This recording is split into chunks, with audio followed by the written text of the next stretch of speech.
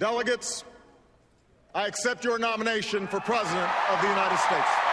I accept your nomination for President of the United States. 2 conventions, 2 candidates, and 2 months left of campaigning. But there's only one job at the end of the road, and polls predict a tight race to get it. The Republican and Democratic conventions kicked up the fervor of party loyalists, like those who turned out to watch the president accept his nomination for re-election. It was great, fantastic, exactly what the American people wanted to hear. And that's why we're going to re-elect President Obama 4 more years. But outside the convention, it's unclear if it made any difference to average voters. So Mitt Romney and Barack Obama are bringing their message to them. Forward. We're taking back America.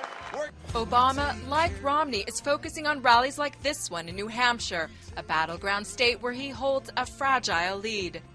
Experts say the national election will be played out in 10 or fewer of the 50 U.S. states, and that's where the candidates and their ad money will be.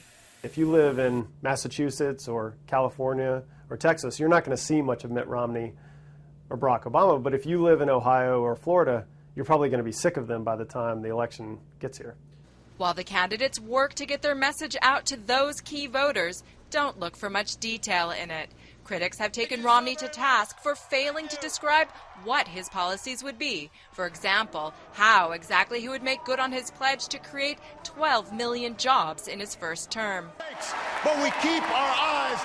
As with Obama's convention speech, rhetorical flourish may win out over substance in the final stretch of the campaign. I think the candidates are going to keep their rhetoric at some level of abstraction, because in many ways what they've learned is that that's what seems to move voters, not really specific policy prescriptions.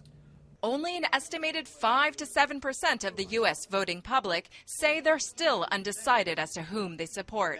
Everybody else already has a favorite. The question is whether they will be committed enough to him to show up at the polls come November 6th.